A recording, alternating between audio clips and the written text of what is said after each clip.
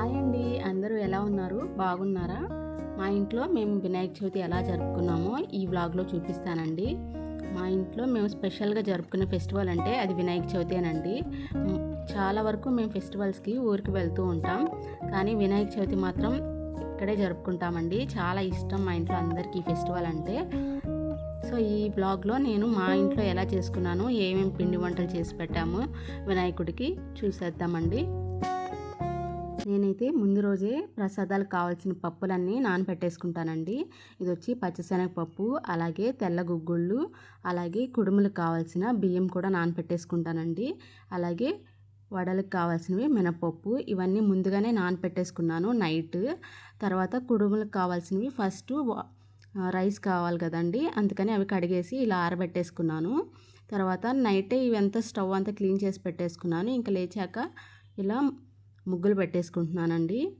ముందు రోజే నేను హౌస్ అంతా ఒకసారి క్లీన్ చేసేసుకున్నాను. అయినా కూడా మార్నింగ్ లేచిన వెంటనే మళ్ళీ ఒకసారి ఇల్లంతా చిమ్మేసి మాప్ పెట్టేశానండి. ఇంకో స్నానం చేసి వచ్చేసి ఇంకా వంటలు స్టార్ట్ చేసేసాను. ఇంకా గ్యాస్ స్టవ్ అంతా ముందు ముగ్గులు పెట్టేసి పసుపు కుంకుమతో పెట్టేసుకున్నానండి. తర్వాత ఇంకా మనకు కావాల్సిన ప్రసాదాల కోసం ఫస్ట్ గిన్నెలన్నీ మనం ముందే రోజే తీసి పెట్టేసుకోవాలండి. అప్పటికప్పుడు అంటే మనకి ఎంత లేట్ అయిపోతుంది. నేను ముందు పాయసం కోసం వాటర్ పెట్టేసి ఒక గిన్నె పెట్టేశాను. పక్కనే గుగ్గిళ్ళు కూడా పెట్టేశానండి. అవి ఉడికేలోపు గడపకి పసుపు బట్టలు పెట్టేసుకోవాలండి. అలాగే నేను ముందు రోజు నైటే ముగ్గు అయితే పెట్టేసుకున్నాను. ఇంకా స్నానం చేసిన తర్వాత గడపకి ఇలాగ పసుపు పూసేసి ముగ్గు పెంటితో ఇట్లా ముగ్గులు పెట్టేసుకున్నానండి. గడపకి ఇలా ముగ్గు పెంటితో ముగ్గు వేయడం వల్ల చాలా అందంగా ఉంటుందండి. నేను ఎవ్రీ ఫ్రైడే కూడా ఇలాగే గడపకి పసుపు పూసి బొట్లు పెడుతూ ఉంటాను. ఇలా డెకరేట్ చేసుకుంటేనే కదండి ఫస్ట్ మనకి ఫెస్టివల్ లుక్ వస్తుంది. ఇలా పెట్టేసుకున్న తర్వాత పసుపు కుంకుమ పెట్టేసుకొని అలాగే పూలతో డెకరేట్ చేసేసుకొని మళ్ళీ ప్రసాదాల దగ్గరికి వెళ్ళిపోయాను. మీరైతే ఎలా చేస్తారండి? ముందు రోజే ఇలాగే ప్లాన్ చేసుకుంటారా, లేకపోతే మార్నింగ్ లేచాకే అన్ని పనులు చేసుకుంటారా? ఒకసారి కామెంట్ చేయండి.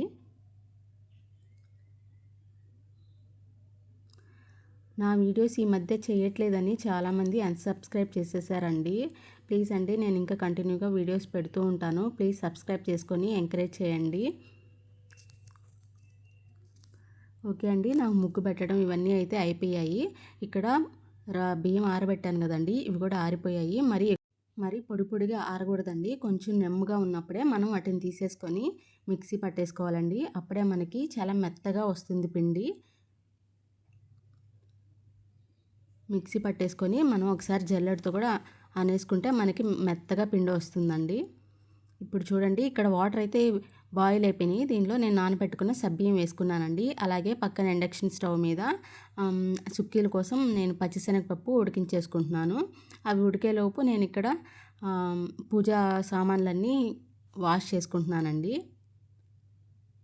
ఈ లిక్విడ్ అయితే చాలా బాగా యూజ్ అవుతుందండి నాకు. ఇది నేను మీషోలో ఆర్డర్ చేశాను. ఒక్కసారి అలా అనగానే చాలా వైట్గా వచ్చేస్తున్నాయి సిల్వర్ ఐటమ్స్. కాటన్తో కొంచెం వేసుకొని మొత్తం నేను ఇలా క్లీన్ చేసేసుకున్నానండి. చాలా కొత్త వాటిలాగా మెరిసిపోతున్నాయి. చాలా బాగా యూజ్ అవుతుందండి ఇది మాత్రం. మీరు కావాలంటే ఒకసారి ట్రై చేయండి, మీషోలో ఉంటుంది. సిల్వర్ ఐటమ్స్ క్లీనింగ్ లిక్విడ్ అని చూడండి. పండుగంటే చాలా పనులు ఉంటాయి కదండి, ఇంకా ప్యారలల్గా మనం ఫాస్ట్గా చేసుకోవాలి. ఇక్కడ నేను ఇంకా పాయసం కోసం జీడిపప్పు, ద్రాక్ష, అలాగే సేమియా ఇవన్నీ ఫ్రై చేసుకోవాలండి. ఫస్ట్ కొంచెం నేను నెయ్యి వేసేసుకొని దీనిలో జీడిపప్పు, ద్రాక్ష ఫ్రై చేసుకుంటున్నానండి. ఇవి లైట్గా ఫ్రై అయిన తర్వాత మనం పక్కకి తీసి పెట్టేసుకొని సేమియా కూడా ఫ్రై చేసేసుకోవాలి. నేనైతే ఇక్కడ పాయసంని బెల్లంతోనే చేస్తానండి. మా ఇంట్లో బెల్లంతోనే ఇష్టపడతారు. అలాగే షుగర్ కూడా అంత హెల్త్కి మంచిది కాదు కాబట్టి నేను ఎక్కువ ఏ ఐటమ్స్ కూడా బెల్లమే ఎక్కువ యూజ్ చేస్తూ ఉంటానండి. ఇలా సేమియా కూడా గోల్డెన్ బ్రౌన్ కలర్ వచ్చే వరకు ఫ్రై చేసేసుకొని ఉడికిన తర్వాత సగ్గుబియ్యంలో వేసేసుకోవాలండి. చూడండి, సగ్గుబియ్యం అయితే ఉడికిపోయాయి. ఇప్పుడు దీనిలోకి మనం సేమియాని యాడ్ చేసేసుకుందాము.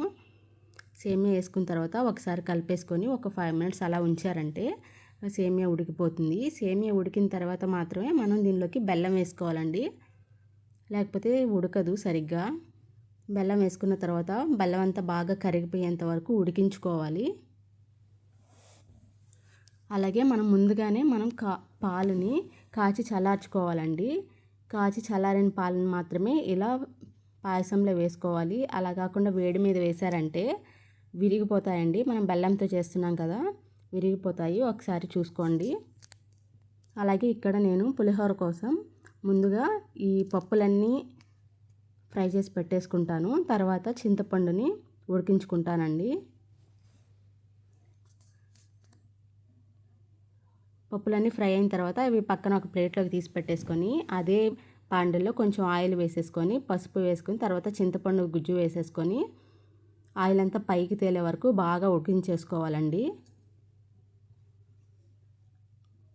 అలాగే ఉడికేటప్పుడే దీనిలోకి సాల్ట్ కొంచెం ఇంగువ కూడా వేసేసుకున్నామంటే మంచి స్మెల్ వస్తుందండి. ఇంగువ చాలా టేస్ట్ వస్తుంది పులిహోరలోకి. అలాగే ఇంకా కుడుములు చేయాలి కదండి. కుడుముల కోసం అయితే ముందుగా నేను పిండి రెడీ చేసేసుకున్నాను. దీన్ని ఇప్పుడు బాండల్లో వేసి లైట్గా ఫ్రై చేసుకోవాలండి. లైట్గా ఫ్రై అయిన తర్వాత పక్కన పెట్టేసుకోండి. ఇప్పుడు ఇంకో గిన్నెలో కొంచెం పచ్చిశనగపప్పు వేసుకొని కొంచెం వాటర్ వేసుకొని మనకు కావాల్సినంత బెల్లం వేసుకొని కరిగించుకోవాలి. తీపి ఎక్కువ తినేవాళ్ళైతే ఒక గ్లాస్ పిండికి 3/4 గ్లాస్ వరకు బెల్లం వేసుకోండి. లేకపోతే హాఫ్ గ్లాస్ బెల్లం అయినా సరిపోతుంది. చూడండి, ఇక్కడ పిండిలోకి వేడిగా ఉన్నప్పుడే ఇలా యాడ్ చేసేసుకోండి. వాటర్ కొంచెం చూసుకొని వేసుకోండి, లేకపోతే పిండికి వాటర్ ఎక్కువయ్యే ఛాన్స్ ఉంటుంది. కొంచెం పిండి పక్కన ఉంచుకుంటే బెటర్ అండి. ఒకవేళ వాటర్ ఎక్కువైతే మనం మళ్ళీ పిండి వేసుకొని కలుపుకోవచ్చు. చూడండి, ఇలా వేడివేడిగా ఉన్నప్పుడే పిండిని బాగా కలిపేసుకోవాలి. మెత్తగా కలుపుకొని సాఫ్ట్గా ఒక బాల్ లాగా తయారు చేసి పెట్టుకోండి. వీటిని మనం కుడుముల్లాగా తయారు చేసుకొని ఇడ్లీ పాత్రలో పెట్టేసుకుంటే లో ఫ్లేమ్లో పెట్టామంటే ఒక 20 మినిట్స్లో చాలా బాగా తయారైపోతాయండి. అంతే. ఇంకా వడల కోసం వడలు తయారు చేసేసుకుంటున్నాను. ఈ పిండిలన్నీ నేను ఒక పక్క పని చేస్తూనే ఇవి మిక్సీలో పట్టేసి రెడీ చేసి పెట్టేసుకున్నానండి. ముందుగా వడలైతే నేను ఒక 5 దేవుడి వరకు చేసి పెట్టుకుంటున్నాను. తర్వాత చేసుకోవచ్చని. అన్నీ ఒకసారి చేసినా అవి చల్లారిపోతాయి కదండి. తర్వాత అలాగే నేను సుక్కీల కోసం అలాగే పచ్చిశనగ బెల్లము కలిపిన ముద్దలు, అలాగే మైదా, ఇంకా కొంచెం మినపప్పు వేసి కలుపుకున్నానండి. ఇవి 2 రెడీ చేసి పెట్టుకొని ఇంకా ఫాస్ట్గా సుక్కీలు అయితే వేసేసుకున్నానండి. సుక్కీలకి ఎప్పుడు పిండి చాలా చిక్కగా కలుపుకోవాలండి. అప్పుడే అవి పూర్ణం బయటికి రాకుండా నీట్గా వస్తాయి. లేకపోతే ఆయిల్లో అంతా వచ్చేసి అంతా బ్లాక్గా అయిపోతాయండి. సుక్కీలు తిప్పుకునేటప్పుడు కొంచెం జాగ్రత్తగా తిప్పుకోవాలి. నాకైతే చాలా బాగా వచ్చేస్తాయండి. బాగా అలవాటు అయిపోయింది ఇవి చేయడం. అలాగే కుడుములు కూడా ఉడికిపోయాయండి. ఇంకా ఆల్మోస్ట్ అన్నీ రెడీ అయిపోయాయి. ఇంకా మనం దేవుడి దగ్గర పెట్టుకొని పూజ చేసుకోవడమే. ఈలోపు మా వాళ్ళు దేవుణ్ణి అయితే డెకరేట్ చేసేసారండి పండ్లతో. ఇంక నేను చేసిన ప్రసాదాలన్నీ ఇక్కడ పెట్టేసి పూజ చేసుకున్నాము. వినాయక చవితి రోజు అయితే మాకు చాలా హ్యాపీగా బాగా జరిగిందండి పూజ. 11 అయిందండి అయితే మొత్తం అన్నీ పెట్టేసరికి. ఇలా మా వినాయక చవితి జరిగిందండి. మరి మీ వినాయక చవితి ఎలా జరిగిందో ఒకసారి కామెంట్ చేయండి. ఈ వీడియో మీకు నచ్చినట్లయితే ప్లీజ్ లైక్, షేర్, కామెంట్ చేసి సబ్స్క్రైబ్ చేయండి ప్లీజ్. Thank you.